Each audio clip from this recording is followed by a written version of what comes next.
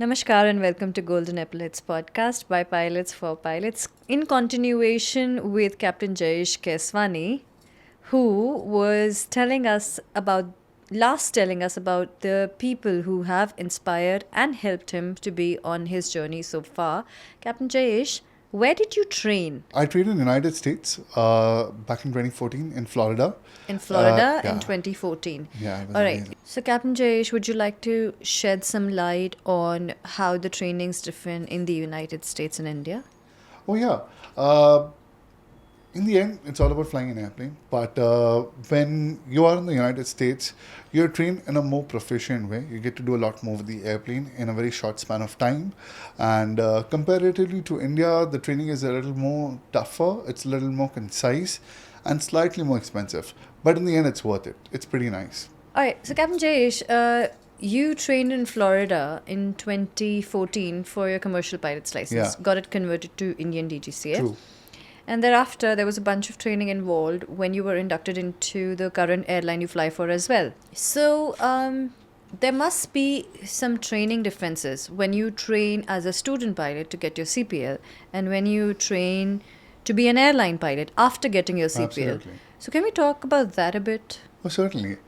So when you're a student pilot, you're basically just learning how to take care of an airplane. It's like you're just learning how to drive, you know.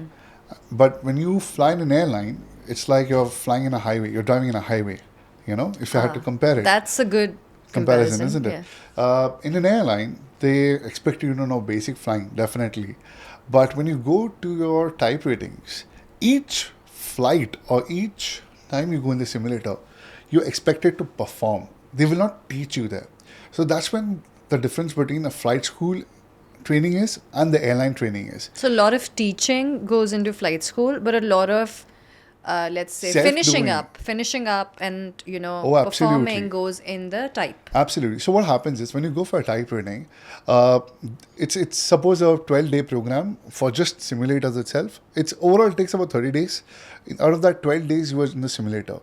So every day that you go in a simulator, you got to start preparing a day before that as well. You got to go to your house, see the syllabus of what you're going to do the next day, and go do chair flying a lot.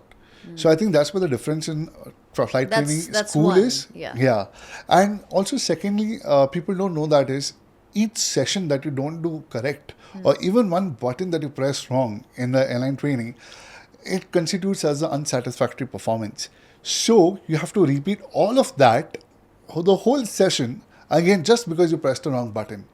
So there's a lot of training involved in it, but also you see the bets are bigger here. You are handling a commercial passenger with 200 airplanes, with 200 passengers in it, and so many buttons and so many complex things to do.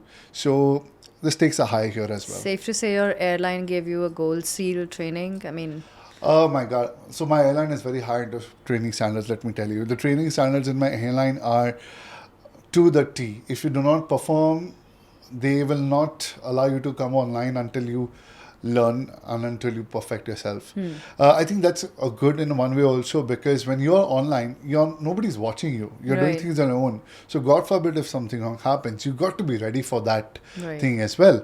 And my airline takes zero compromise in training. I think one thing I love about my airline is I take pride in it is the training is more of a learning experience also than just a check or just a teaching because they teach you things.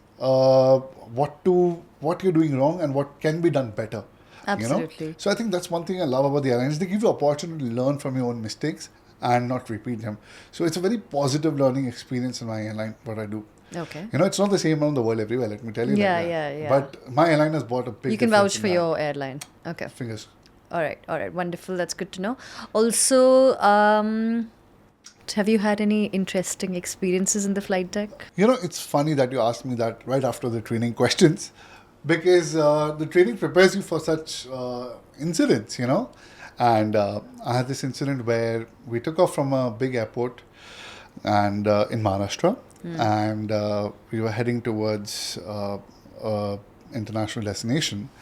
And after takeoff, everything was fine until it wasn't. And it was night time around 1:30, so things are going nice and slow.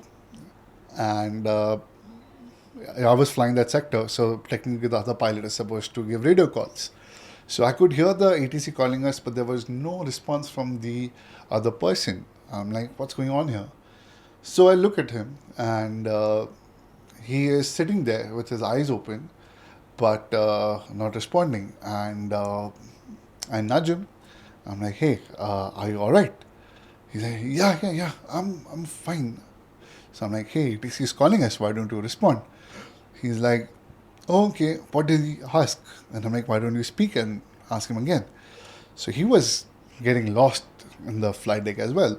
So I'll keep it short. I didn't notice that. Shit. Yeah.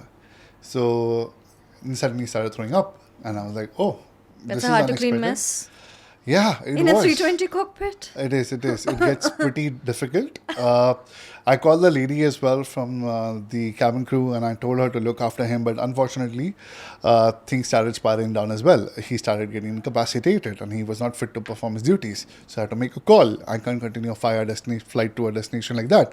So we took a U-turn, made an emergency landing to Bombay, where thankfully he was given the right medication, and nothing really bad happened. But at that time, we really realized the importance of a training, because when you're the only person on the flight deck making the decisions, it can be life or death for the 200 people who are behind you.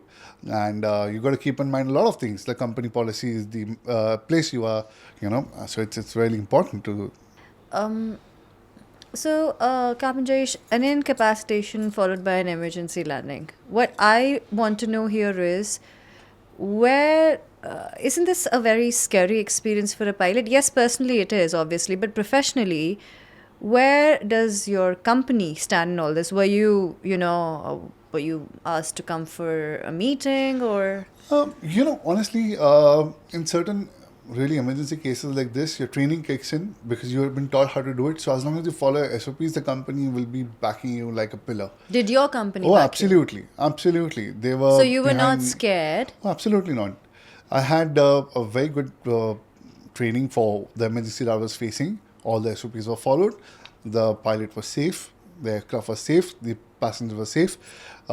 Nothing wrong in the audit. But still, in a situation like this, you want to be mentally at peace and be, be very sure of what you've done and know that there's nothing better that could have been done. True. So your company did make you feel at ease absolutely. and taken care of, and Totally. they supported your decision. 100%. Okay, hats They were- off. yeah.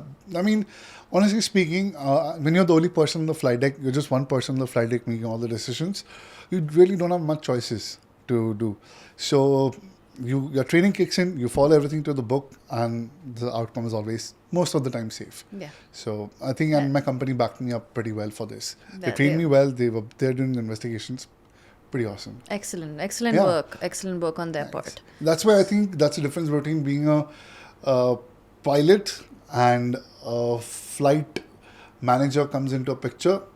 You're a flight manager as long as things are fine. Right. But when you're a pilot, you got to make decisions instantaneously. Yeah. That's when the instant kicks in. That's when the training kicks in. So there's a huge difference between just managing a flight and being a cockpit crew member and being the only pilot who makes the decision. There's a lot of difference between that. Right. Well, thank you, Captain Jayesh. That's really interesting and insightful as well. Yeah, aviation is fun. Yeah. As long as things go right. They say the rule book of aviation is written with blood, You learn from other people's mistakes so that you don't make your own. And unfortunately, we learn from those who are not around us anymore. Yep, Yeah. absolutely. Well, I again would love to hear more from Captain Jayesh Keswani here, which we would continue in the third part of this podcast. This is me, Ronak, signing off from Golden Epaulates by Pilots for Pilots.